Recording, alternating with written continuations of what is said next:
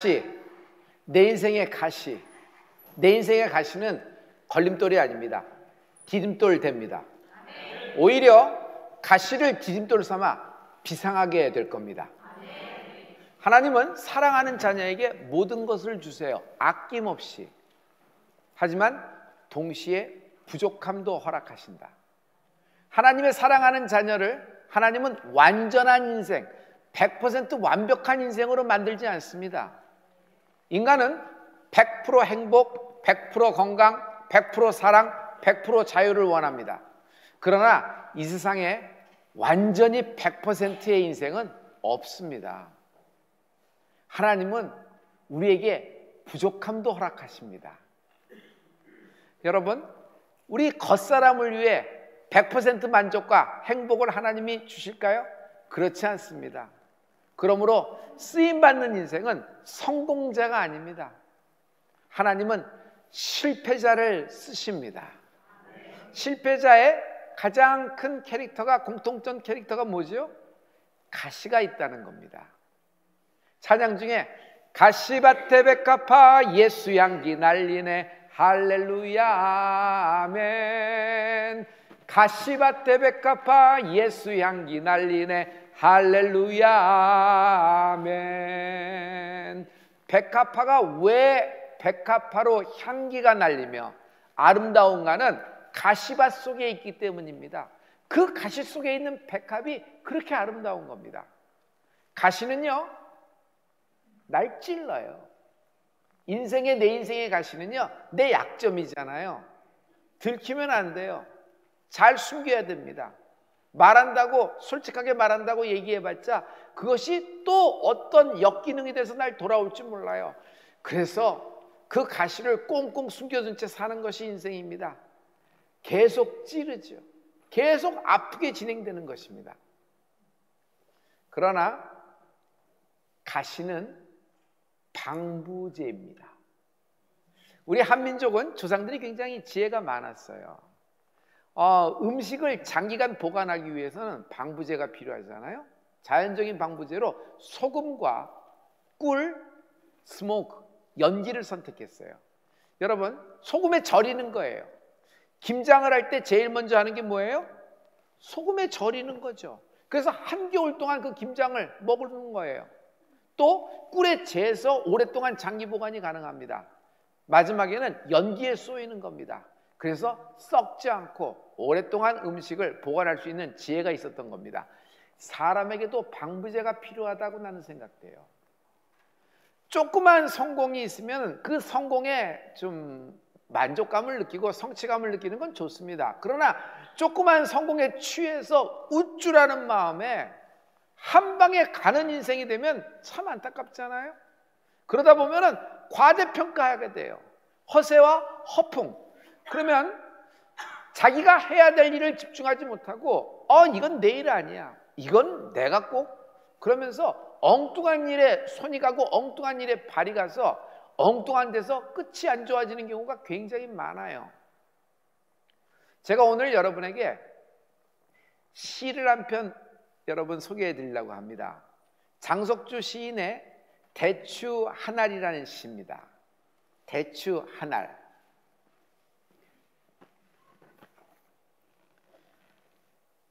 적에 저절로 붉어질 일은 없다. 저 안에 태풍 몇 개, 저 안에 천둥 몇 개, 저 안에 벼락 몇 개. 적에 저 혼자 둥그러질 리는 없다. 저 안에 무서리 내리는 몇 밤, 저 안에 초승달 몇 날. 대추, 붉은 대추 있죠? 그러나 그냥 저절로 익어서 우리에게 입맛에 맞는 붉은 대추로 자태를 뽐내는 건 아닙니다. 거기에는 태풍이 있고 천둥이 있고 서리가 있습니다. 그리고 몇 번의 초생달이, 몇 번의 만월이 지나가면서 대추가 익어서 대추가 된 것이잖아요. 그 모든 것들은 대추에게는 어려운 점이었고 가시였을 겁니다. 그러나 그것이 대추의 모양새, 대추의 그것을 만들어낸 것이에요. 여러분, 우리가 업의 본질이 있다고 얘기합니다. 이건희 회장이 자기가 하는 일의 본질에 대해서 얘기한 글을 읽은 적이 있는데요. 호텔업의 본질은 사람들은 서비스업이라고 얘기하지만 장치 산업이다. 룸 하나에 약 1300개 내지의 비품이 들어간다. 그 1300개 내지의 모든 그 비품들의 컬이 그 호텔의 등급을 결정하는 것이다. 백화점은 부동산업이다. 왜냐하면 입지 센스, 로케이션, 어디에 있느냐에 따라서 백화점의 모든 그 매출이 달라지는 것이다. 전자산업의 업은 타이밍업이다. 누가 제일 먼저 출시했고 누가 제일 먼저 런칭했느냐에 따라서 시장을 장악하고 형성하고 지배할 수 있다라는 것입니다. 성도 여러분, 오늘 가시를 재발견하는 축복이 있길 바랍니다. 여러분의 약점이에요. 거기는 맞으면 치명타고 그것이 또 남모르게 나를 찌르기 때문에 안 아픈 척하고 있지만 상처라는 가시, 육신의 질병이라는 가시, 또 갑자기 다가온 가족사, 또 관계, 기업에서의 갑자기 다가온 이렇게 불황들, 이 모든 것이 가시가 되어서 나를 계속 찌르고 있는 것인데, 여러분, 가시는요 여러분을 망가뜨리는 장애물이지만, 이것은 걸림돌이지만, 여러분 영적으로 보면 여러분 이것이 디딤돌 될 겁니다. 내 인생의 가시는 디딤돌이 되어 비상하게 될 것이다. 할렐루야. 조개, 진주, 조개에서 진주를 얻게 되면요, 그 조개 주인은 진주의 살에다가 상처를 냅니다. 그리고 그 안에다가 작지만 뾰족한 돌을 싹 삽입을 하는 거예요. 그럼 진주가 얼마나 따갑고 아프겠어요. 그래서 그거를 이렇게 자기가 방어하느라고 자기의 디펜스 메커니즘이 나옵니다. 분비물이 나와요. 그래서 뾰족한 돌을 분비물로 계속 감싸다 보면 그게 둥글게 돼서 값비싼 진주가 된다는 것입니다. 여러분, 그 값비싼 진주는 조개의 가시에서부터 시작이 된 것이에요. 내 가시는 여러분 날 찌르는 것입니다. 약점이기 때문에. 그러나 내 가시를 재발견해 보십시오. 내 가시는 빛나는 보석이 될 수도 있는 것입니다. 여러분, 가시의 이중성이라는 것이 있어요. 난 가시 때문에 망할 수도 있고, 하지만 나는 그 가시 때문에 하나님을 만나는 계기가 되며 그 가시가 디딤돌 되어 비상하게 되리라. 그러므로 가시는 내 인생의 걸림돌이 아닌 디딤돌이 될 것입니다. 오늘 여러분의 모든 약점, 여러분의 가시, 하나님이 기이한 도우심이 역사되는 통로가 되는 은혜가 있을지어다. 나아만 장군의 이야기가 들어왔어요. 당시 나아만 장군이요, 나는 새도 한 방에 떨어뜨릴 수 있는 권세가 있었던 인물입니다. 그러나 행복하지가 않다. 안녕하지가 않다. 왜냐하면 살이 썩어 들어가고 있어요. 나병이에요. 전쟁에서 승리했습니다. 이기는 전쟁마다 승리했어요. 훈장과 포상, 전리품이 가득합니다. 자신의 이름은 하늘 높은지 모르고 끝없이 높아지고 있지만 반면 자기는 알아요. 자기가 죽어가고 있다는 것을. 여러분, 세상 모든 것을 다 가진 순간에 자기가 제병 하나 못 고치는 것이 인생이에요. 이것이 나아만의 약점이며 가시입니다. 그러나 우리가 결론을 알고 있죠. 나아만 장관은 그 가시 때문에 하나님을 만나게 된다. 할렐루야. 할렐루야. 나아만 장군이 하나님을 만나게 된 그 경로가 굉장히 드라마틱해요. 뭐 너무너무 신비스러워서 이거는 인간이 이렇게 타이밍을 맞추고 이렇게 될 수 있을까 하는 정도예요. 이스라엘을 쳤을 때 작은 전쟁 포로들을 많이 끌고 왔어요. 그런데 그 중에서 가장 똘똘해 보이는 작은 계집종 하나를 자기 아내에게 몸종으로 준 겁니다.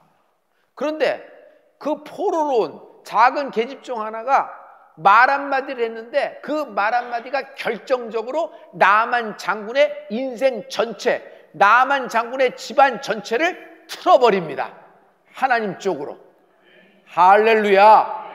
그가 뭐라고 얘기했는 줄 아세요? 작은 계집종이 우리 주인님이 이스라엘에 오셔서 엘리사 선지자를 만나면은 아니 그 나병이 고쳐질 텐데, 나병이 고침을 받을 텐데, 이것을 자기의 주인인 사모님에게 얘기했어요.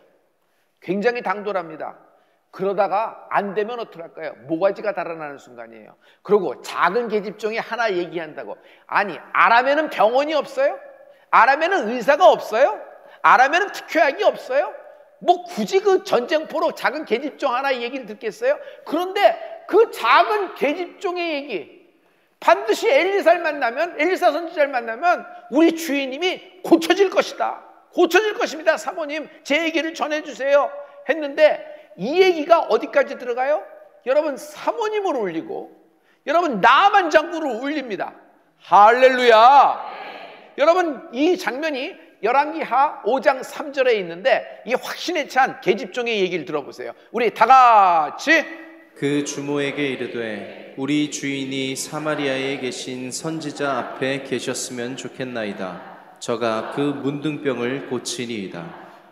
우리 그 사마리아에 계신 우리 엘리사, 그분은 그런 일에 좀 이렇게 잘 좀 볼 수 있는, 뭐 진료를 잘 할 수 있는, 좀 많은 사람이 치료받을 수 있는 그런 분이에요. 가보면 또 좋을 것 같아요. 이 정도로 얘기한 것이 아니에요. 가면 고치리이다.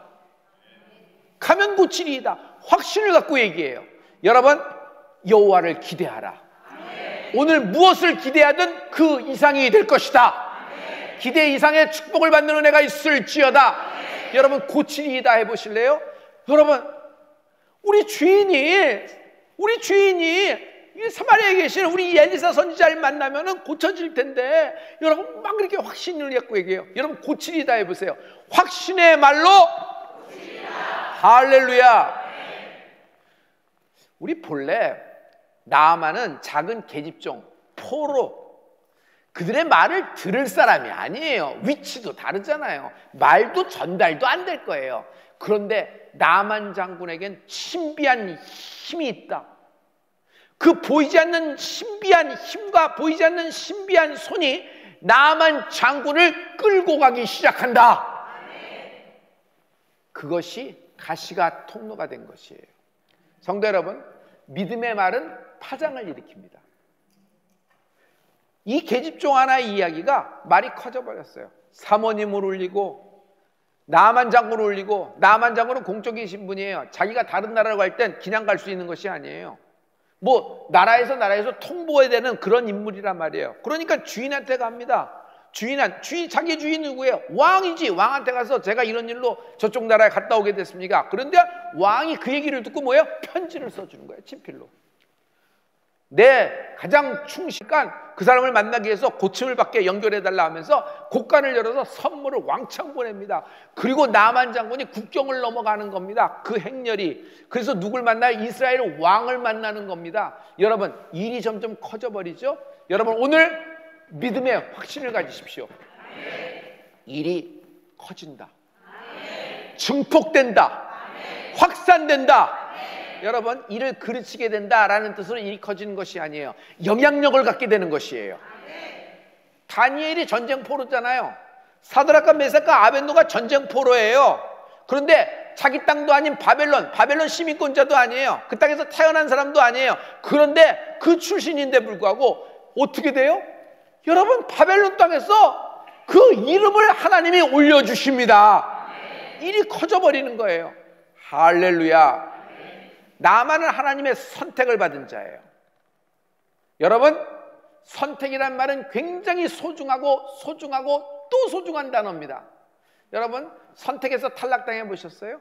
불합격. 우리 학교에서는 선택 못하겠어. 맞지가 않아. 우리 직장에서는 다른 쪽으로 가보시죠. 우리하고는 맞지가 않습니다.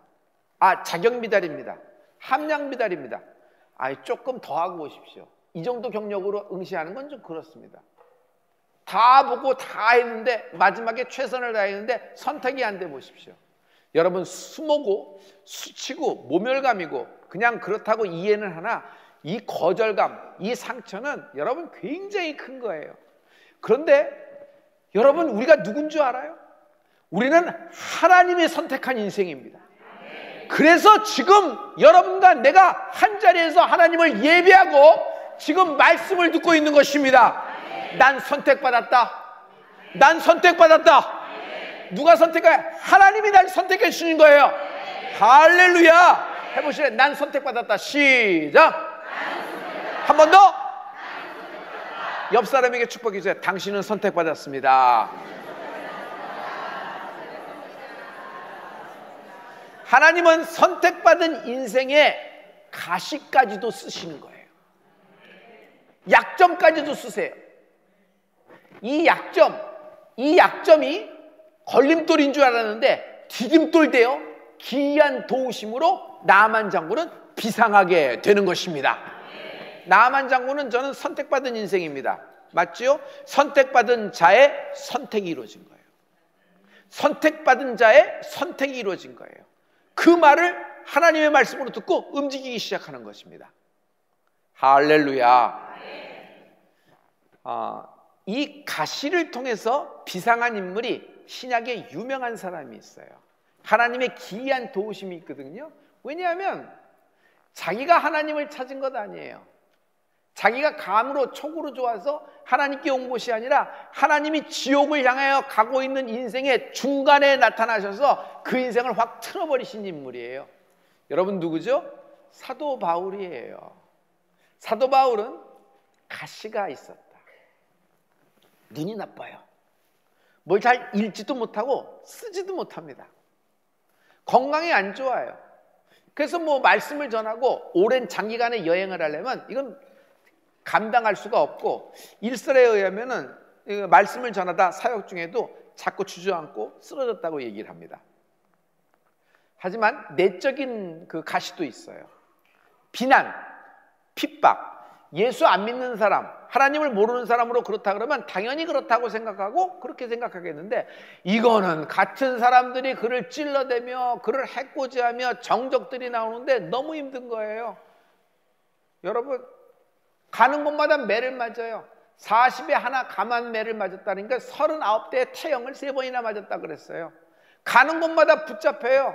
그래서 붙잡혀서 그는 뭐 가서 복음 전하고 뭐 집회를 하려고 그러면 항상 어디 들어가요? 붙잡혀서 얻어맞고 감옥에 들어가는 겁니다. 붙잡혀서 얻어맞고 감옥에 들어가요. 마지막에는 어디까지 가요? 로마까지 가야 되겠다. 로마로 가리라 유라굴로를 뚫고 로마까지 가게 되는데 죄인의 신분으로 가서 로마 감옥에 들어가는 겁니다. 하지만 그는 그곳에서 옥중서신을 쓴 것이 전부 다 지금의 신약의 귀한 하나님의 말씀으로 우리에게 전해지고 있는 것입니다.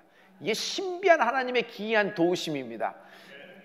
사도 바울은 자기가 가시가 너무 심하게 자기를 찔러서 사역을 못할 정도가 되지 않을까 근심하여 3번 작정하여 기도합니다. 여러분 성경에 보면 3번 기도했다는데 이게 보통 사람이 기도한 것이 아니라 사도 바울이 작정을 하고 3번을 기도한 거예요. 어쩌다 생각나서 뜬금없이 1, 2번, 3번 한 것이 아니라 작정 기도할 때 있죠. 아내가 작정 기도 들어갈 때 있어요. 그러면 남편은 생각해야 돼요. 당신은 처복이 있는 남자입니다. 할렐루야. 그 아내의 기도가 얼마나 그 남편에게 가정에게 큰 축복과 풀림과 어떤 상황 속에서도 하나님의 기이한 도우심을 끌어오고 있다. 할렐루야. 할렐루야. 사도 바울이 3번이나 작정 기도했는데 역시 하나님은 그 작정 기도에 즉답으로 답하십니다. 그만해라. 아니 이 가시를 빼주시면은 선교의 날개를 달 텐데 나의 가장 강력한 간증이 돼서 이것이 얼마나 신유와 신원 그리고 모든 거는 곳마다 이게 하나님의 말씀을 전해지는 계기가 될 텐데 하나님은 왜 그러시지? 그런데 하나님은 딱 일말에 잘라버리십니다. 그만해라. 내 은혜가 내게 족하다. 고린도후서 12장 7절부터 9절의 말씀입니다. 우리 이 말씀을 다 같이 여러 계시를 받은 것이 지극히 크므로 너무 자고하지 않게 하시려고 내 육체의 가시 곧 사단의 사자를 주셨으니 이는 나를 쳐서 너무 자고하지 않게 하려 하심이니라. 이것이 내게서 떠나기 위하여 내가 3번 주께 간구하였더니 내게 이르시기를 내 은혜가 내게 족하도다. 가시가 나를 찔러대니 아픈 거예요. 그 가시가 나의 약점이 되어서 나를 발목을 잡고 있고 내가 묶인 인생 같은데 하나님은 내 은혜가 내게 족하다. 사도 바울은 자기 자신을 잘 알고 있었어요. 난 변변찮은 인생이다. 사도 바울은 자기 자신이 누군지를 가장 잘 알고 있었던 인물이에요. 조금만 일이 잡히면 우쭐하고, 조금만 말씀을 전해서 많은 사람들이 감동을 받고 성령 세례를 받고 마음은 교만해지고, 은사가 많잖아요. 은사가 많잖아요. 그리고 여러분, 어떤 이렇게 뭐든지 이렇게 자기를 이제 추앙하는 사람들이 많이 생겨나면 자기는 거드름을 피며 허세와 허풍, 만약 몸이 건강하고 만약 정적이 없으면은 자기는 제 길로도 12번이라도 더 갈 사람이라는 걸 자기가 잘한 것이에요. 사도 바울은 열정이 강합니다. 욕심도 커요. 그런데 그 열정과 그 욕심이 하나님을 향하여 나갈 때 열심이지, 만약 이것이 죄와 짝하게 되면요, 사도 바울은 그런 하나님의 전폭적인 일방적인 선택을 받고도 제 길로 가서 망해버리고 끝이 그냥 한 방에 가는 인생이 되는 거예요. 세상 쫓아가기를 좋아한 인물이라고 자기가 잘한 것이에요. 그래서 나는 풀면 풀수록 교만하다. 만약 가시가 없었다면, 만약 내 인생에 가시가 없었다면 난 이 자리에 있지도 않고 나는 괴물이 되었을 것이다. 그래서 사도 바울은 고린도전서 9장 16절에 이렇게 고백합니다. 내가 복음을 전할지라도 자랑할 것이 없으니, 내가 복음을 전할지라도 자랑할 것이 없으니 내가 부득불 할 일이라. 할렐루야, 할렐루야. 갈라디아서 2장 8절부터 9절에 사도 바울은 자기가 받은 하나님의 은혜에 대해서 정확하게 표현하고 있는 점이 있어요. 우리 다 같이. 베드로에게 역사하사 그를 할례자의 사도로 삼으신 이가 또한 내게 역사하사 나를 이방인에게 사도로 삼으셨느니라. 또 내게 주신 은혜를 알므로. 여기까지예요. 또 내게 주신 은혜를 알므로라는 거예요. 아니, 베드로를 위해서는 이렇게 하셨지만 나 사도 바울을 위해서는 하나님은 이방인의 사도로, 하나님이 일방적으로, 내가 예수님을 알기도 이전에 하나님은 먼저 강권적으로 나를 선택하셨다. 나를 예정하셨다. 나에게 하나님의 뜻이 있다. 여러분, 난 선택받은 인생입니다. 할렐루야. 선택받았기 때문에 하나님의 뜻이 오르메디컬리 가만히 있으면 자동적으로 손이 움직이고 팔이 움직이고 뭐 여기서 뭐가 나가고 뭐 하고 이렇게 되는 걸까요? 절대로 그렇지 않아요. 절대로 그렇지 않아요. 하나님은 사도 바울이라는 인물을 잘 알고 계셨고, 사도 바울도 하나님의 음성을 듣고 자기의 인생을 너무 잘 아는 것이에요. 그래서 그는 이렇게 얘기합니다. 내게 주신 은혜가 있다. 나 사도 바울에게만 허락하신 하나님의 특별한 은혜가 있다. 이것은 일방적인 하나님의 은혜며 이건 나를 향한 특별한 은혜가 있다. 할렐루야. 그에게서의 육신의 연약함, 내적인 핍박, 많은 정적들, 비난, 그리고 눈이, 이런 모든 것들은 가시입니다. 그러나 그 가시는 걸림돌이 된 것이 아니라 디딤돌이 되어 자기가 사역이 커지고 자기가 사역이 왕성해지고 하나님부터 이방인이라는 칭호를, 이방인의 사도라는 칭호도 받았지만은 여러분, 자기를 낮출 수 있어서 달려갈 길 다 가고 최후 승리를 얻으며 마침내 상 주신을 하나님을 바라보는 은혜가 있을지어다. 내게 주신 은혜가 있다. 나에게만 주신 은혜가 있다.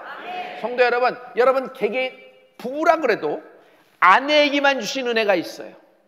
남편에게만 주신 은혜가 있어요. 그리고 부부에게 주신 은혜가 있어요. 그래서 내게 주신 은혜가 있다. 한번 해볼까요? 내게만 주신 은혜가 있다. 만이라는 말을 붙여 내게만 주신 은혜가 있다. 시작. 내게만 주신 은혜가 있다. 특별한 은혜, 일방적인 하나님의 은혜, 강권적인 하나님의 은혜. 이 내게만 주신 하나님의 은혜는요, 바울이 평소에 꿈꾸던 거 아니에요. 바울이 평소에 생각한 것도 아니고 바울이 기획한 것도 아니에요.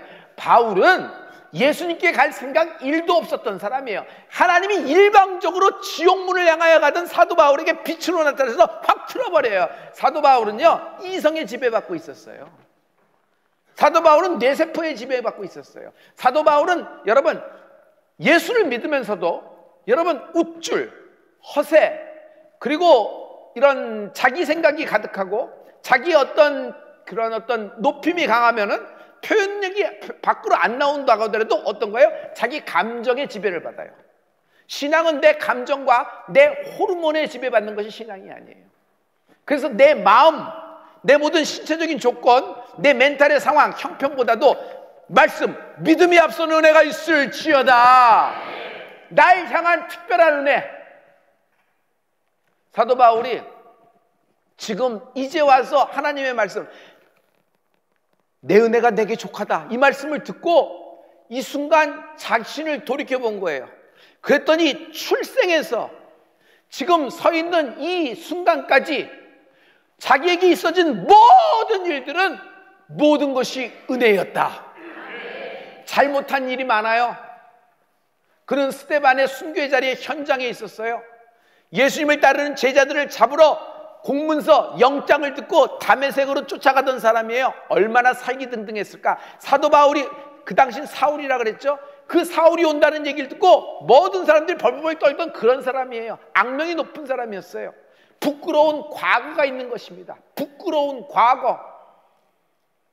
그 부끄러운 과거가 상처가 돼서, 부끄러운 과거가 가시가 돼서, 약점이 돼서 지금도 계속 찌르고 있는 거예요. 그래서 그는 자기 자신을, 나는 죄인 중에 괴수요, I'm a chief of sinner, 모든 죄인 중에 내가 우두머리라는 것이에요. 그래서 나는 만삭되지 못하고 난자와 같은 사람이라고 자신을 표현하는 거예요. 이 표현은 은유로서 자기 자신의 겸손, 그래도 이 정도 간 사람이 겸손을 하는 기록을 남겨야 되기 때문에 하나 끈적거려서 귀퉁이에 기록으로 남긴 것이 아니에요. 흔적을 남기려고 난 것이 아니라 자기 자신의 신앙 고백이에요. 그런 일을 많이 성취하고 하나님의 뜻을 따르고 하나님의 일을 감당하고 많은 제자와 신학성경의 13권을 쓰고 오직 믿음이라는 걸 했잖아요. 오직 의인은 믿음으로 살리라. 그런데도 불구하고 자신이 만삭되지 못하고 난자와 같은 사람이라는 것은 그 가시가 찔러대니 자기 자신의 위치, 선을 넘지 않는다.